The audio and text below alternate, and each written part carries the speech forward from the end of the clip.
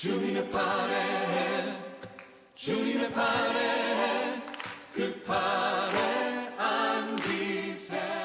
할렐루야. 거룩한 주일날 나오신 모든 성도님들에게 예수 그리스도의 이름으로 축복하고 환영합니다. 매주 수요일이면 그 목장 리더 모임이 있습니다. 예배 전에 목장 리더 모임이 약 1시간 정도 있는데 목장 리더들과 함께 큐티를 나누고 또 말씀을 또 배우고 그리고 각 목장의 기도 제목들을 나누면서 함께 기도하고 또 전도 대상자를 위해서 기도하는 시간을 갖습니다. 목장 중에 군인 가족들 위주로 세워진 목장이 있습니다. 4년 전에 오신 집사님께서 이제 그 목장을 담당하시고 이제 5월 말에 이제 주일을 마지막 주일을 마치게 됩니다. 그리고 지난 4년 동안 참 하나님의 은혜로 우리 집사님을 잘 세우셔서 또 집사님께서 또 수고와 헌신 가운데 목장이 아름답게 세워졌습니다. 그 집사님의 사역에 가장 중요한 핵심이 있습니다. 그것은 바로 새벽마다 하나님 앞에 엎드려 기도하고 또 순종하며 또 섬김의 자세를 가졌던 것입니다. 작년 팬데믹 기간 동안에 잠시 모임이 주춤했지만 또 목장 식구들을 예배로 인도하기 위해서 새벽마다 얼마나 하나님 앞에 몸부림치며 또 기도하셨는지 새벽에 나오신 모든 분들은 아실 것입니다. 목장 리더 시간에 나오지 못한 자매들 여러 가지 이유가 있지만 그럼에도 불구하고 때로는 실망스럽고 또 때로는 낙심된 상황이었지만 그럼에도 불구하고 하나님 앞에 매일마다 나와서 기도하여서 결국은 이제 모든 분들이 나와서 예배를 드리며 또 하나님 앞에 나오게 된 것입니다. 집사님의 인내를 가지고 꾸준히 새벽에 나와서 그 믿음 가지고 하나님 앞에 간구했으며 또한 기도만 한 것이 아니고 그 자매님들의 가정을 또 방문하면서 또 자신의 재능인 귀한 음식을 잘 만들어서 또 어렵고 때로는 또 아픈 자매들을 찾아가면서 그들을 섬겼습니다. 때로는 이 집사님께서 이런 고백을 합니다. 자신이 어떻게 이렇게 일을 할 수 있는지. 사실 그 집사님의 몸은 건강한 편은 아닌데 생각보다 굉장히 많은 일을 감당하는 것을 보면서 본인도 깜짝 놀랍니다. 그러면서 이 모든 것이 하나님의 은혜였음을 또 그는 고백하게 됩니다. 지난번 자녀교육 세미나에서도 본인이 먼저 나와서 수고하고 헌신하면서 자녀교육 세미나를 같이 듣고 또 그 목장의 자매님들을 격려해서 모두 다 참석해서 모든 분들이 얼마나 많은 은혜를 나누었는지 모릅니다. 집사님께서는 때로는 시련과 또 낙심하는 상황이 있었지만은 포기하지 않았습니다. 예배를 끝까지 지키고 기도의 자리를 지키고 또 섬김의 자리를 지키면서 지난 4년 동안을 또 하나님 앞에 귀한 섬김으로 나갔습니다. 목장원들을 세워나가는 데 있어서 이제 4년을 마무리하면서 그동안 목장 식구들, 군인 가족들이 또 젊고 또 예수를 이제 처음 만난 자매들도 있고 또 교회를 다녔다 안 다녔다 하는 그런 가정도 있었지만 이제는 목장원 식구들이 하나가 돼서 함께 예배드리며 서로 화목하는 귀한 하나님께서 열매로 인도해 주셨습니다. 여러분 사도 바울이 데살로니가 성도들 생각할 때마다 감사했어요. 그러면서 기도했어요. 뭘 감사했냐면 믿음의 역사, 사랑의 수고, 소망의 역사라고 말씀했습니다. 데살로니가전서 1장 2절 3절을 보면 우리가 너희 모두를 말미암아 항상 하나님께 감사하며 기도할 때 너희를 기억함은 너희의 믿음의 역사와 사랑의 수고와 우리 주 예수 그리스도에 대한 소망의 인내를 우리 하나님 아버지 앞에서 끊임없이 기억함이니. 아멘.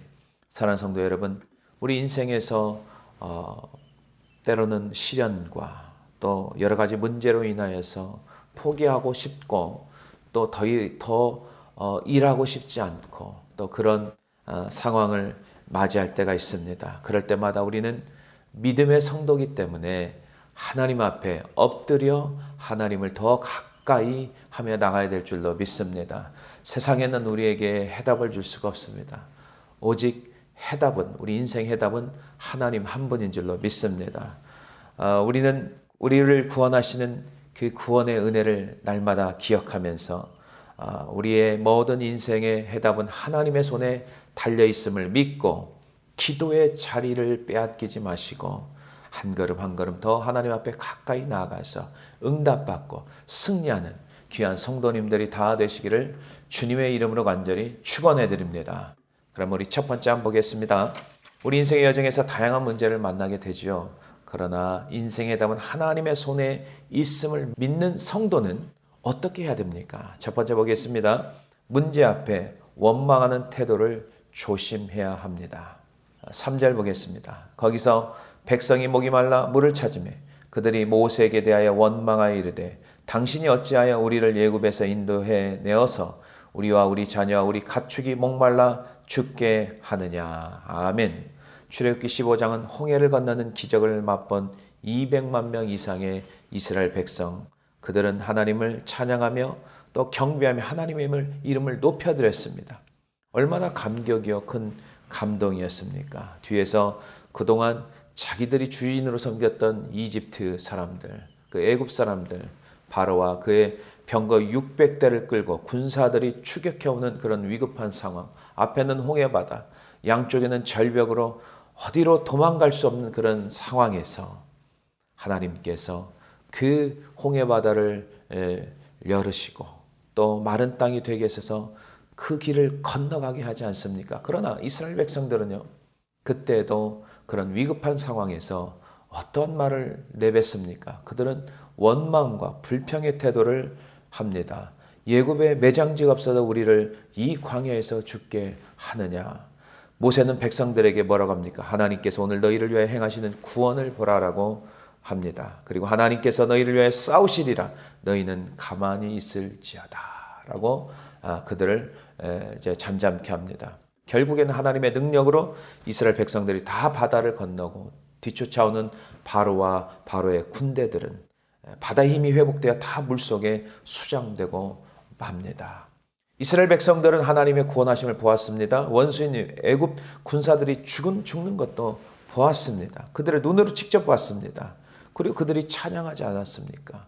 감동으로 하나님 앞에 고백하면서 하나님 앞에 영광을 돌렸으며, 그러나 출애굽기 바로 그 16장에 보면은 사흘길을 걸어 수르 광야에 도착했을 때 물을 얻지 못하고 마라에 도착합니다. 마라에 이제 물을 발견하고 물을 먹으니까 물이 너무 쓴 거예요. 거기서 또 원망합니다. 그럴 때 모세는 어떻게 합니까? 하나님 앞에 기도합니다. 그랬더니 하나님께서는 지시한 나뭇가지를 던질 때 쓴 물이 단물로 변하는 놀라운 역사를 경험합니다. 그리고 그 후에 또 하나님께서 축복, 엘림이라는 곳에 12샘과 종려나무 70그루가 준비되어 있는 그곳에서 그들이 쉼을 얻을 수 있었습니다.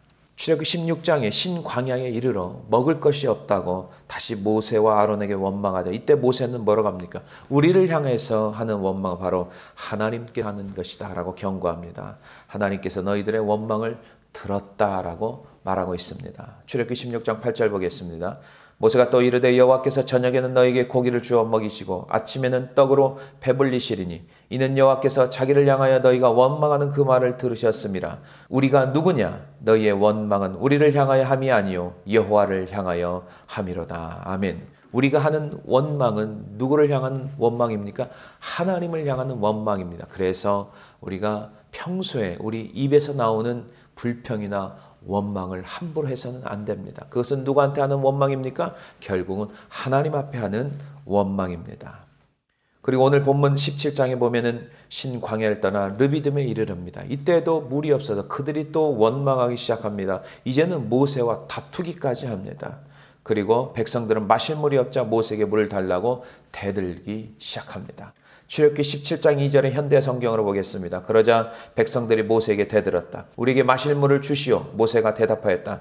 너희가 어찌하여 내게 대드느냐? 너희가 정말 그렇게 여호와를 시험해도 되는 것이냐? 아멘. 모세가 이스라엘 백성들에게 한 것이 무엇입니까? 그 모세는 그 바로와 예굽을 향해서 목숨 걸고 이스라엘 백성들을 인도해내지 않습니까?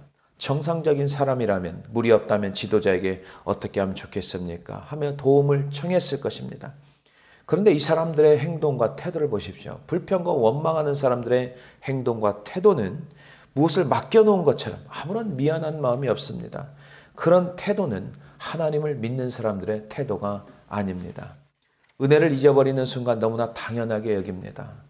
하나님의 은혜를 너무나 당연하게 여깁니다. 남에게 도움을 받는 것 지극히 당연하게 여깁니다. 이런 사람들은 하나님을 제대로 믿는 사람들이 아닙니다. 지도자에게 대들고 원망하고 결국에는 하나님을 원망하는 자들인 것입니다. 민수기 14장 2절에도 마찬가지입니다. 이스라엘 자손들이 다 모세와 아론을 원망하며 온 회중이 그들에게 이르되 우리가 애굽 땅에서 죽었거나 이 광야에서 죽었으면 좋았을 것을. 아멘. 아론을 원망하며 또 온 회중이 그들에게 이르러 이렇게 나와 있잖아요. 영어 성경에 보면은 All the Israel grumble 투덜거리다. Against Moses. Against라는 것은 반대하다, 대적하다 이런 뜻 아니겠습니까?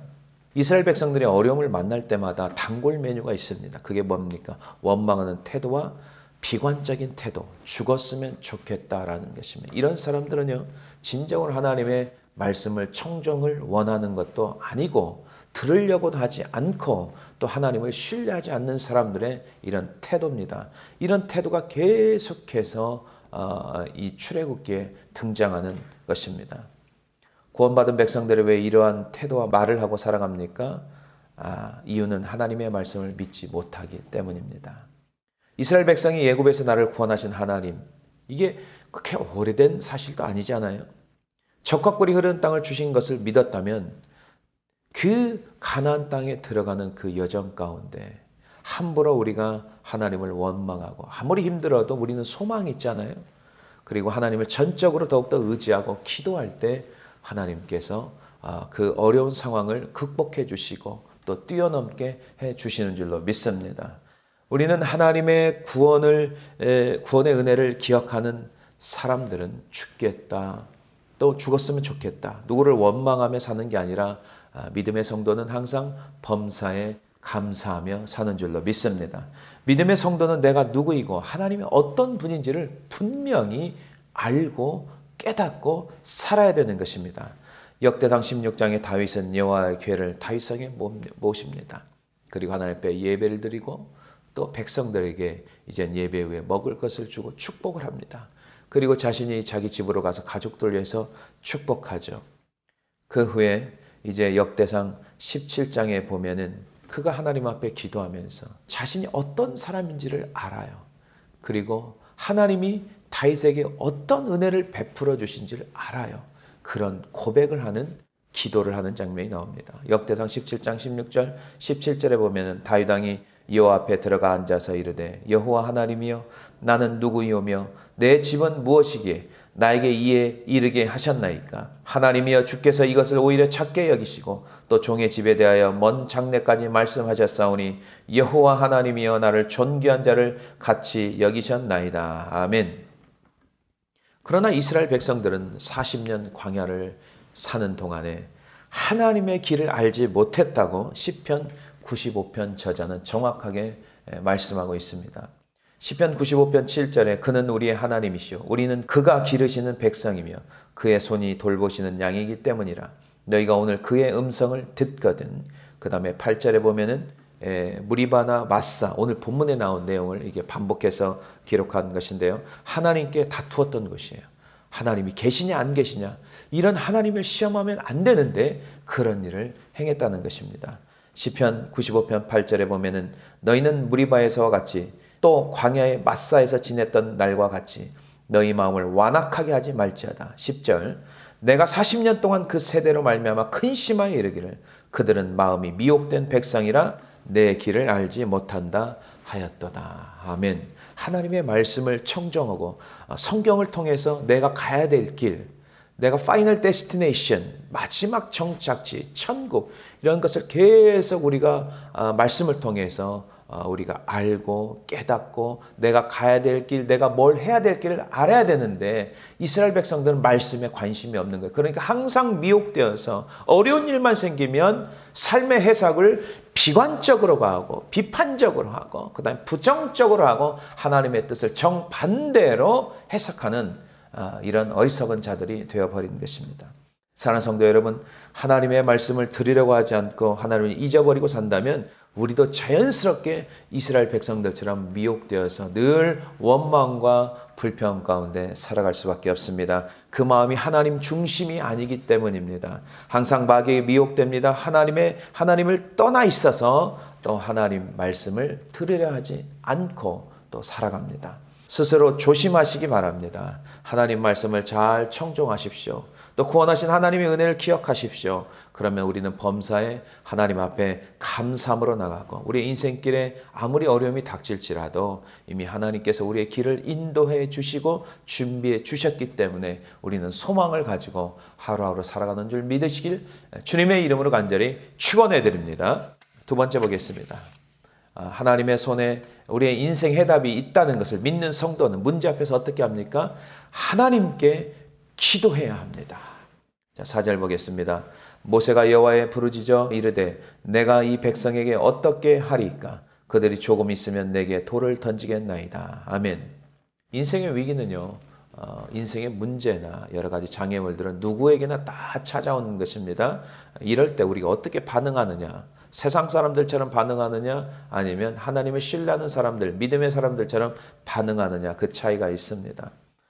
이 땅은 우리 인생에 살아가는 이 세상은 광야입니다. 광야를 주도적으로 인도하시는 분은 하나님이십니다. 광야를 어떻게 하나님께 창조하셨습니까? 또 광야의 길을 어떻게 가야 하는지 오직 누가 압니까? 오직 하나님, 창조주 하나님만 아시는 것입니다.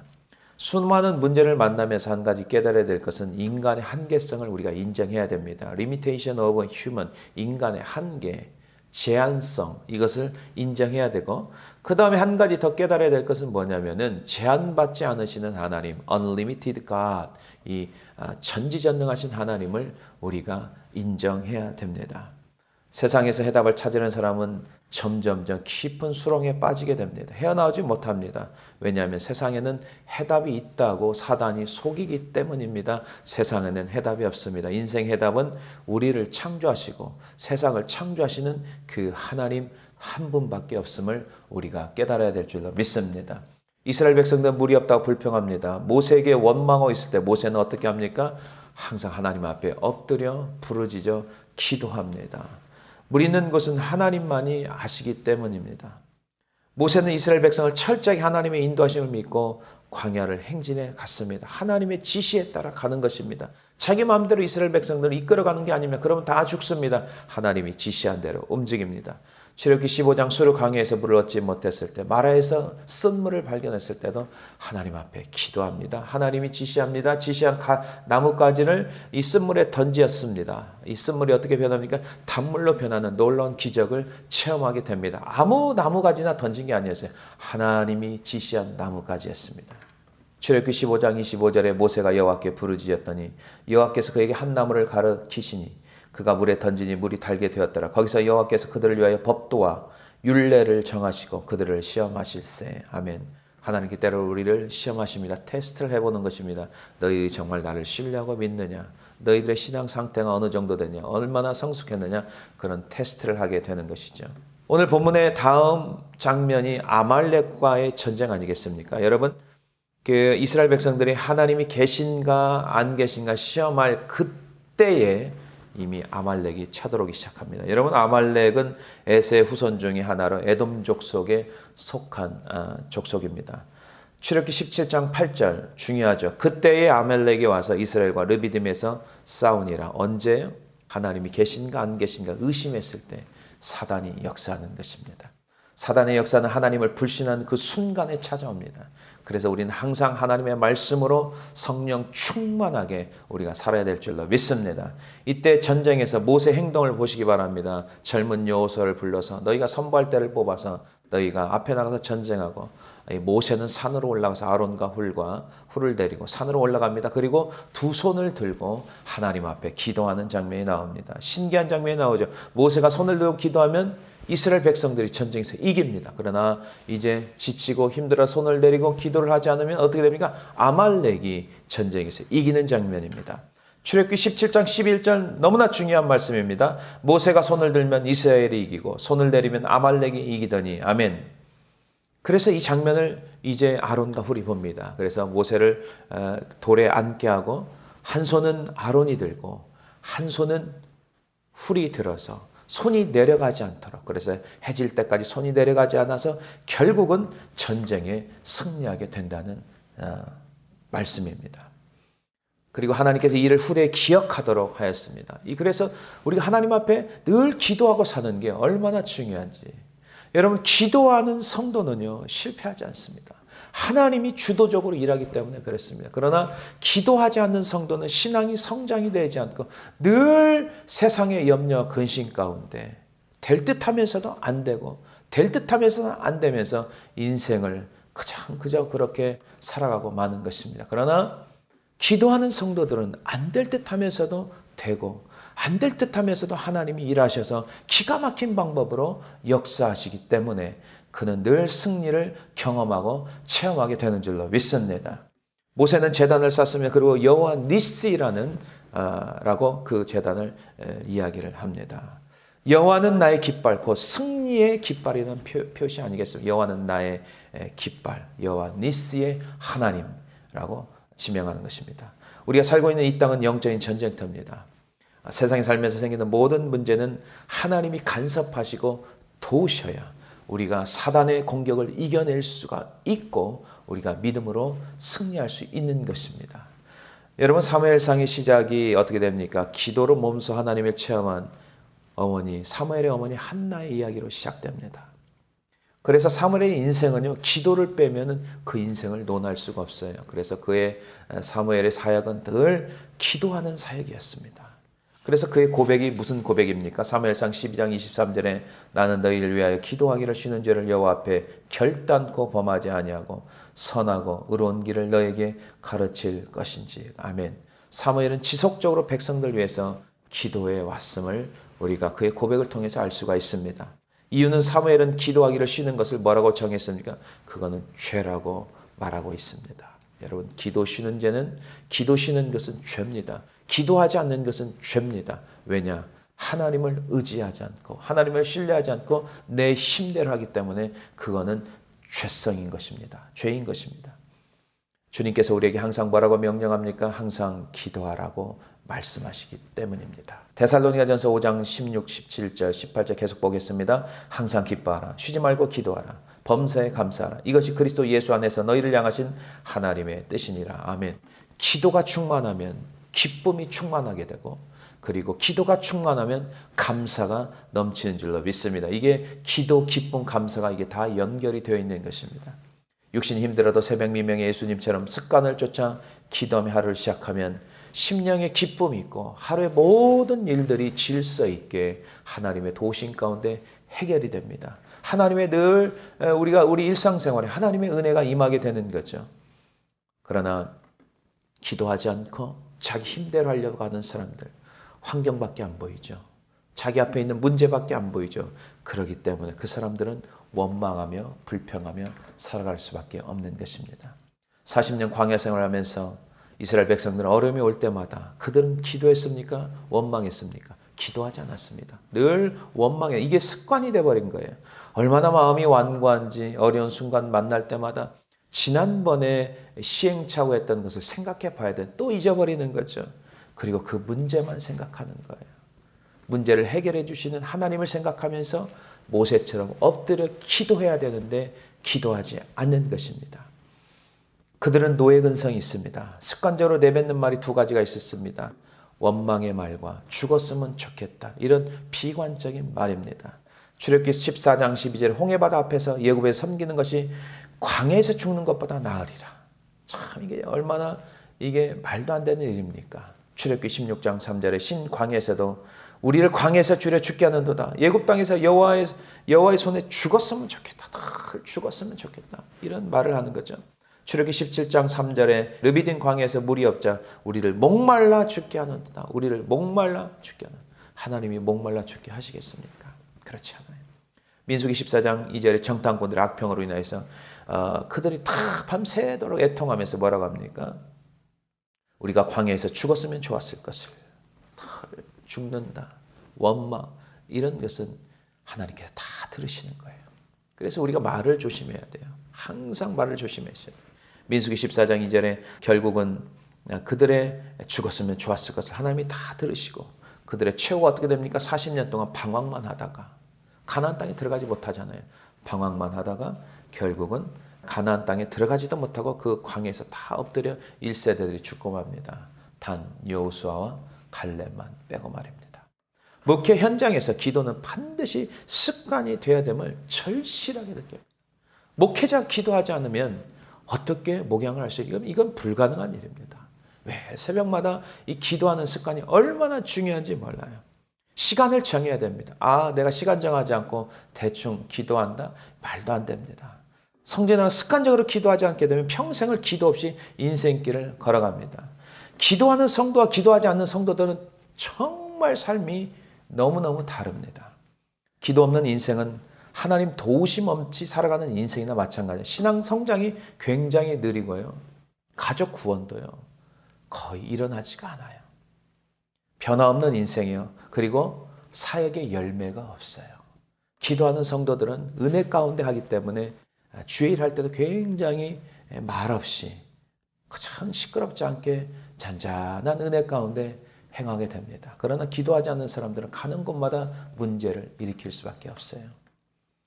복음서의 제자들은 3년간 예수님을 따라다녔지만 그들의 실패가 뭐예요? 기도의 실패였습니다. 예수님께서 너무나 잘 아셨어요. 그들이 어떻게 예수님이 십자가에 달려 죽으셨을 때 그들이 어떻게 행동할지는 너무 잘 알았어요. 베드로 어떻게 했습니까? 예수님이 십자가에 달려 죽으실 때 예수님을 부인하고 저주하고 맹세까지 하고 제자들 다 도망가 버렸습니다. 예수님 너무 잘 알아서 그래서 어떻게 했습니까? 겟세마네 동산에서 기도하실 때 무려 3번이나 제자들에게 뭐라고 합니까? 깨어 기도하라 이렇게 나와 있어요.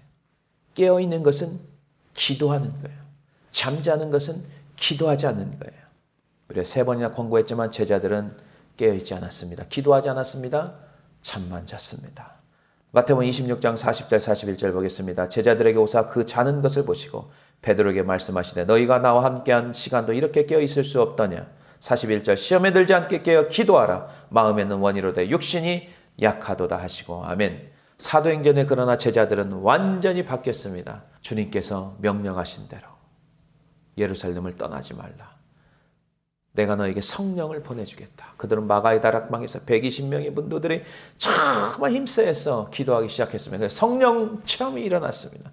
그리고 그들의 변화가 뭡니까? 성전에 이제 베드로와 요한이 시간을 정하고 습관적으로 정한 시간에 기도하기 시작합니다. 그들의 사역은 굉장히 놀라운 사역이 일어나지 않습니까? 사도 베드로는 특별히 베드로 전서에서 기도에 대해서 강하게 말씀하고 있습니다. 왜? 본인들은 복음서에 나와 있는 그들은 기도에 철저히 실패했지만 이제 성령의 체험한 이 사도행전 이후로부터의 그들의 삶은 정말 기도의 삶이었습니다. 많은 복음을 전하며 하나님 놀라운 일들을 감당했기 때문에 그들의 베드로의 고백에서는 굉장히 그 영적인 부분을 강조하고 특별히 기도에 대해서 강조를 한 것입니다. 베드로전서 4장 7절에 만물의 마지막이 가까이 왔으니 그러면 너희는 정신을 차리고 근신하여 기도하라. 근신하라 깨어라. 너희 대적 마귀와 우는 사자같이 두루 다니며 삼킬 자를 찾나니. 아멘. 사단의 공격에 대비해서 너희가 정신을 차리고 경계하라는 뜻입니다. 사랑하는 성도 여러분, 문제 앞에서 우리는 기도해야 됩니다. 하나님 앞에 엎드려야 됩니다. 인생 앞에 각종의 문제는 하나님만이 해결할 수 있는 것입니다. 한두 번 기도하고 그렇게 기도하는 게 아니고 매일 습관적으로 이게 몸에 배야 됩니다. 그리고 날마다 승리하시면서 하나님의 놀라운 기적을 체험하시기를 주님의 이름으로 간절히 축원해 드립니다. 마지막으로 보겠습니다. 인생의 해답 하나님의 손에 달려 있음을 믿는 성도들, 하나님 앞에 기도하게 되죠. 기도한 성도에게 하나님께 주시는 축복이 무엇입니까? 인간의 생각을 뛰어넘는 방법으로 하나님께서 응답하심을 경험하게 됩니다. 출애굽기 17장 6절 보겠습니다. 내가 호렙산에 있는 그 반석 위 거기서 내 앞에 서리니 너는 그 반석을 치라. 그것에서 물이 나오리니 백성이 마시리라. 모세가 이스라엘 장로들의 목전에서 그대로 행하니라. 아멘. 물이 없어 목이 말라 물을 찾는 이스라엘 백성들. 이제 우리를 애굽에서 인도하여 내어서 우리와 우리 자녀와 우리 가축을 죽게 한다고 모세를 원망하지만, 그러나 이러한 행동은 결국은 하나님을 불신하는 것이고 하나님을 대적하는 행동입니다. 그들은 항상 마음이 미혹되어서 하나님의 말씀을 의지하지 않았습니다. 하나님의 말씀을 청종하려고 하지 않았습니다. 오직 모세만이 위기의 순간에 하나님 앞에 엎드렸습니다. 기도했습니다. 그 순간마다 하나님의 놀라운 기적과 같은 일들을 하나님께서 허락하셨습니다. 여러분, 어떻게 반석을 쳐서 바위를 때려서 물이 나올 수 있습니까? 이거는 이해가 되지 않는 부분입니다. 상상할 수 없는 말입니다. 인간의 이성적인 사고로 도저히 이해가 가지 않는 방법입니다. 그러나 하나님은 그런 사람의 방법, 생각과 사람의 한계를 뛰어넘는 방법으로 하나님께서는 일하시는 줄로 믿습니다. 모세는 하나님 말씀 그대로 6절에 보니까 순종합니다. 그리고 반석을 쳐서 물이 나오는 기적을 맛봅니다. 그들이 말했던 것처럼 우리를 죽이려고, 우리 가축을 죽이려고, 우리의 자녀를 죽이려고 한 게 아니에요. 하나님의 놀라운 기적과 역사는 우리를 살리는 것이고 우리를 회복시키는 것이고 우리를 가나안 땅 천국으로 인도하는 길을 지켜주시는 줄로 믿습니다. 이런 반석이 고린도전서 10장에 보니까 반석은 예수 그리스도를 예표하는 거 아닙니까? 요한복음 4장 13절에 보면 예수께서 대답해 이르시되 이 물을 마시는 자마다 다시 목마르려니와 14절 내가 주는 물을 마시는 자는 영원히 목마르지 아니하리니 내가 주는 물은 그 속에서 영생하도록 솟아나는 샘물이 되리라. 아멘. 우리는 예수 믿기 전에 무엇을 많이 가져야 되고 소유해야 되고 그래야 불안하지 않고 편안하게 사는 줄 알고 있었습니다.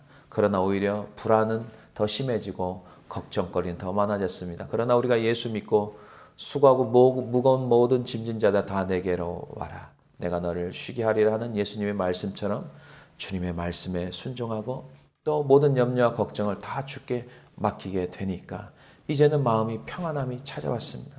이게 기적이 아니겠습니까? 자족하는 마음이 생겼어요. 예수 그리스도를 통해서 그 구원받은 그 사실로 인한 기쁨과 또 소망, 미래를 두려워하지 않고 하나님을 신뢰하고 하루하루 살아가는 것, 이게 놀라운 기적이 아니고 무엇이겠습니까? 내 마음이 예수님으로 인해 참된 기쁨이 있는 것, 이게 바로 천국을 소유하고 있는 것입니다. 인생에 무거운 짐이 있을 때마다 그때마다 우리가 엎드려 기도하면 하나님께서 그 무거운 짐을 가져가 주시고 두려움보다 용기가 생겨서 우리가 하루하루 믿음 가지고 살아갈 수 있는 것입니다. 우리가 이스라엘 백성들처럼 신앙생활하면서 어려움을 만났을 때 마사나 무리바야 이런 사건이 일어나면 안 됩니다. 하나님이 계시는가 안 계시는가 의심하거나 불신한다면 하나님께서 우리와 함께하지 않는 것입니다. 출애굽기 17장 7절에 보면 그가 그곳 이름을 마사 또는 무리바라 불렀으니 이는 이스라엘 자손이 다투었음이요 또는 그들이 여호와를 시험하여 이르기를 여호와께서 우리 중에 계신가 안 계신가 하였음이었더라. 아멘. 하나님이 계실까 안 계실까 이렇게 하나님을 시험하는 태도는 하나님이 기뻐하지 않습니다. 하나님께 범사에 우리가 기도하며 또 하나님을 신실하게 믿고 나간다면 날마다 하나님의 기적을 체험할 수 있고 우리가 감사가 넘치는 줄로 믿습니다. 사랑하는 성도 여러분, 인생 해답은 세상에 없습니다. 속지 마십시오.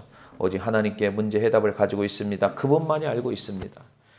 올 때때로 우리의 위기 상황이나 또 환경에 대해서, 어려운 환경에 대해서 원망이나 비관하는 태도는 하나님을 불신하는 것이고 하나님을 대적하는 죄이기 때문에 이제 멈춰야 됩니다. 모세는 그때마다 하나님께 기도했듯이 우리도 그때마다 우리가 하나님 앞에 기도해 습관적으로 우리가 하나님 앞에 엎드려 기도하여서 하나님께서 우리가 생각하지 못하는 방법으로 우리에게 문제 해답을 주시고 응답해 주셔서 우리가 승리하신 하나님을 날마다 체험하시기를 주님의 이름으로 간절히 축원해 드립니다.